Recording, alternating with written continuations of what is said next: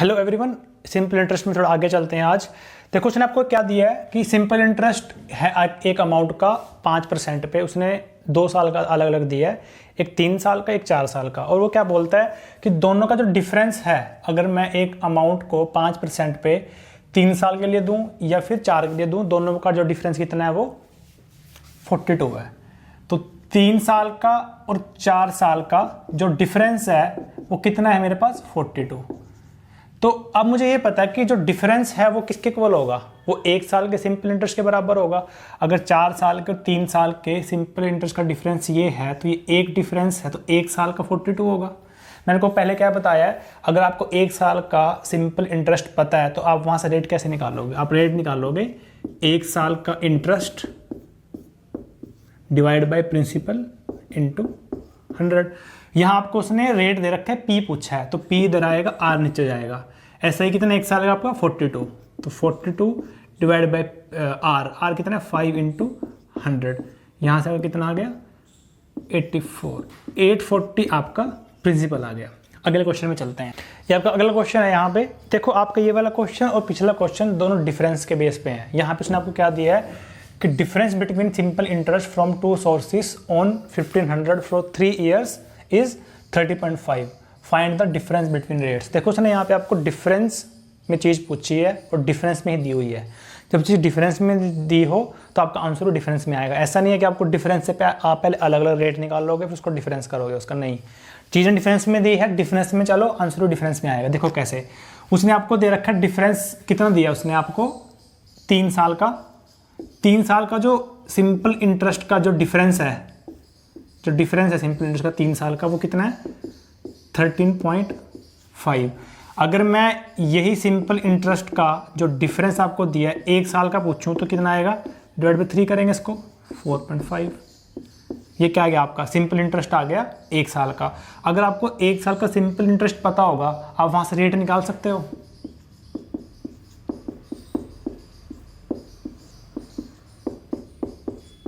और अगर ये सिंपल इंटरेस्ट आपका डिफरेंस का है, ये आपका सिंपल इंटरेस्ट आपका डिफरेंस का है, तो रेट का भी डिफरेंस आएगा। ये बात याद रखो, ठीक है। तो यहाँ से आपका कितना आएगा 4.5 डिवाइड बाय 1500, ये जीरो यहाँ से काट दो उसकी, इंटू 100। यहाँ से 2 जीरो गई, ये आपका बनेगा 15×3 = 10।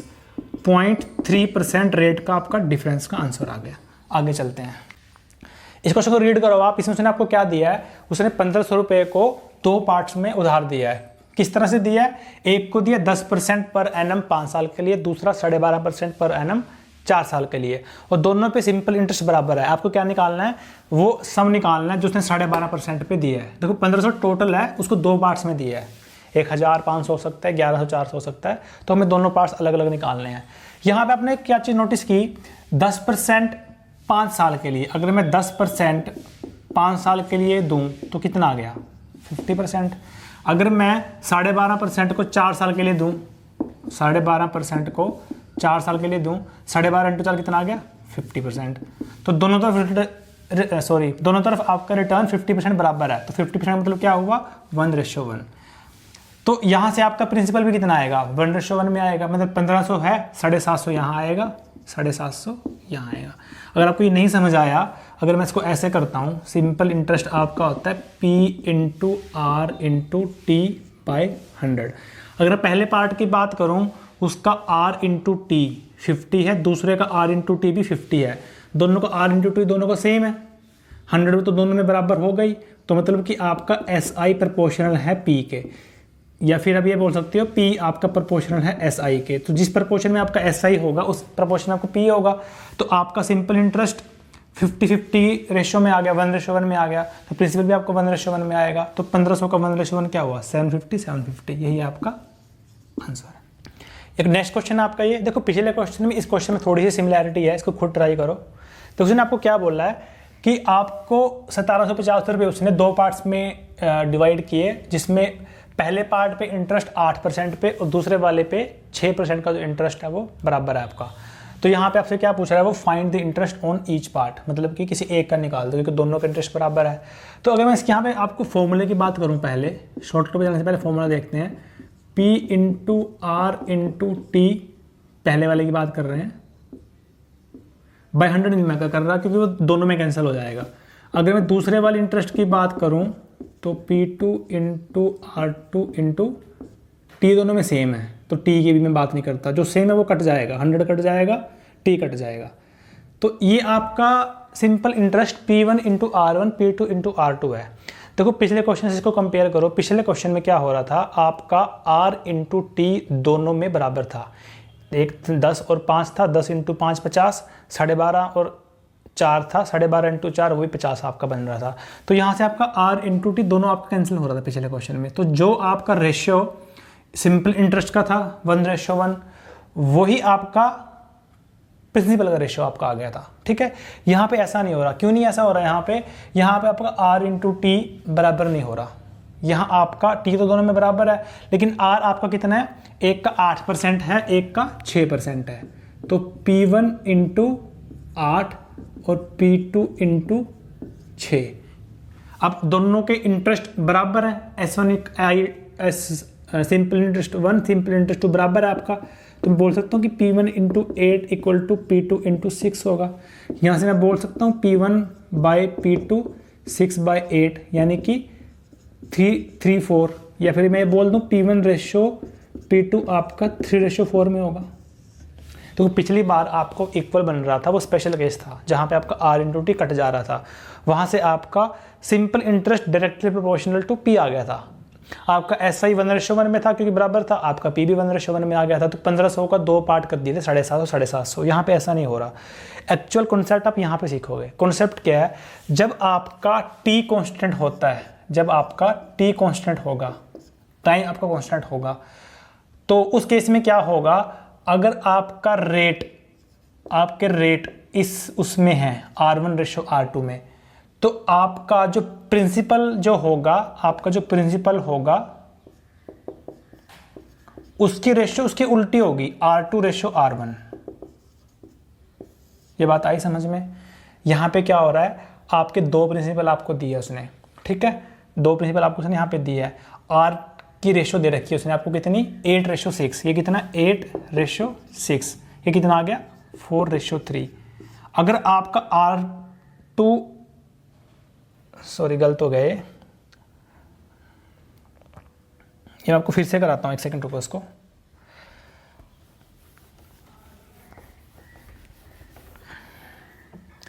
देखो अगर आपका T कांस्टेंट है, अगर आपका T कांस्टेंट है, उस केस में क्या होगा, आपका जो प्रिंसिपल का रेशियो होगा, जो आपका प्रिंसिपल का रेशियो होगा, वो आपके जो रेट हैं उनका रिवर्स होगा।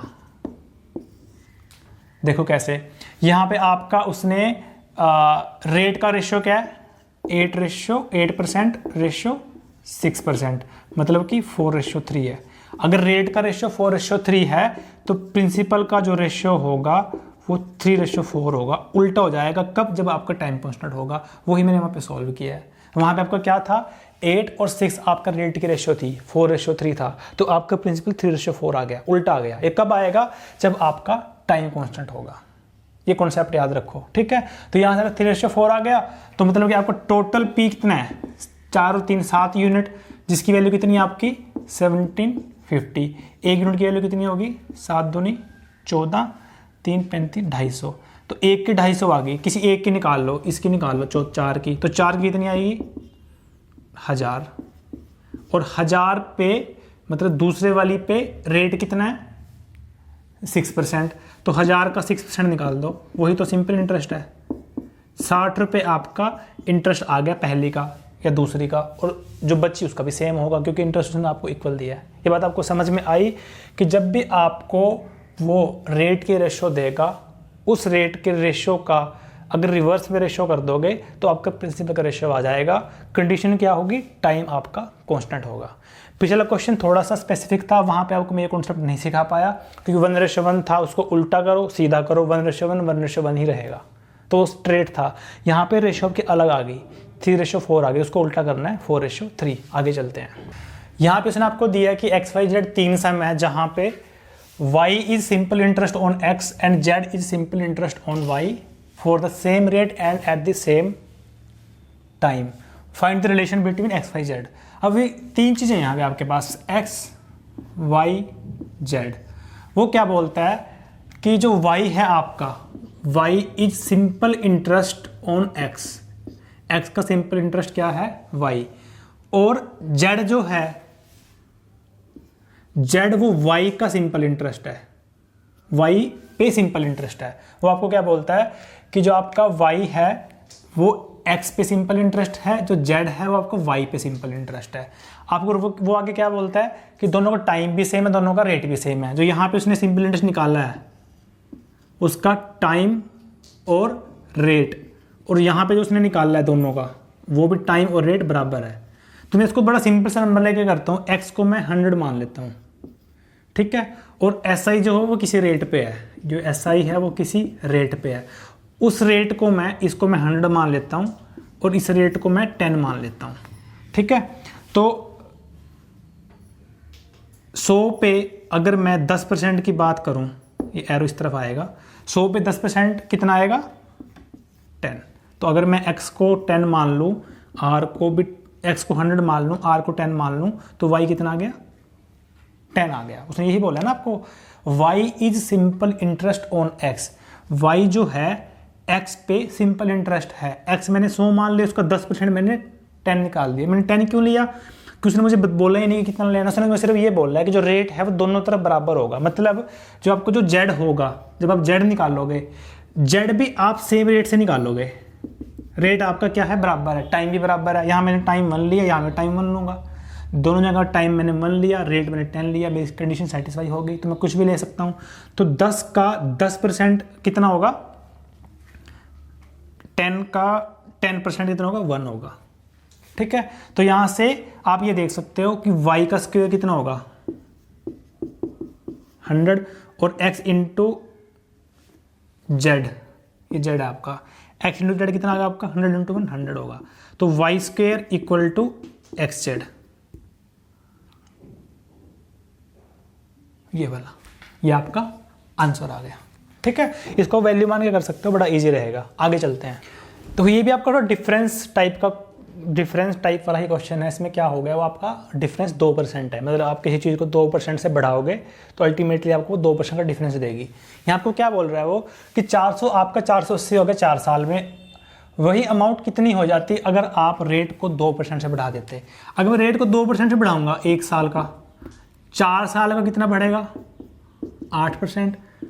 वो 8% बढ़ेगा किसका, प्रिंसिपल का। मतलब 400 का अगर मैं 8% बढ़ा दूं तो कितना बढ़ जाएगा 32। तो 32 एक्स्ट्रा मिलेंगे मुझे, अभी 480 मिल रहे हैं, तो 480 प्लस 32 512 मेरा टोटल अमाउंट होगा अगर मैं अपने रेट को 2% से बढ़ा दूं। इसको वैसे नहीं करना कि पहले आप R लोगे फिर R+2 लोगे, दोनों का सिंपल इंटरेस्ट निकालोगे फॉर्मूले से, दोनों का डिफरेंस निकालोगे, वहाँ से आप वैल्यू निकालोगे, वैसे लेंदी हो जाएगा, ये सबसे सही रहेगा। अगले क्वेश्चन में चलते हैं। सेम है, इसको ट्राई करो फटाफट, सिर्फ वैल्यू चेंज की है मैंने। यहाँ पे उसने क्या बोल रहा है 2400 रुपये आपका 3264 हो गया 4 साल में। वही अमाउंट कितनी होती है अगर आप रेट को 1% से बढ़ाते। अगर रेट को 1% से बढ़ा रहा हूँ 1 साल में, 4 साल में कितना बढ़ेगा 4% से। वो 4% किसका होगा 2400 का, 2400 का 4% कितना होगा 2 जीरो कट जाएंगे परसेंट से 96।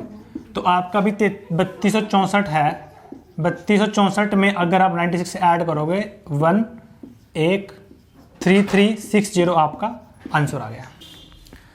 ये नेक्स्ट क्वेश्चन आपका ये भी आपका डिफरेंस टाइप का ही हुआ, क्योंकि इसमें क्या बोल रहा है आपको, वो आपका अगर वो 3% ज़्यादा पे होता है, मतलब आपका जो रेट का जो डिफरेंस है वो कितना है 3% है। तो आज हम सारे क्वेश्चन मोस्टली डिफरेंस वाले कर रहे हैं। यहाँ आपको क्या बोलता है वो, उसने एक सम ऑफ मनी को इन्वेस्ट किया एक रेट पे 2 साल के लिए, ठीक है। हमें नहीं पता उसने कितना इन्वेस्ट किया, कितना उसको मिला, सिर्फ उसने ये बताया है कि अगर वो उसको 3% और ज़्यादा पे रखता 2 साल के लिए तो उसको 72 रुपये ज़्यादा कमाता। अगर वो 3% ज़्यादा पे रखता तो 72 रुपये कमाता 2 साल में।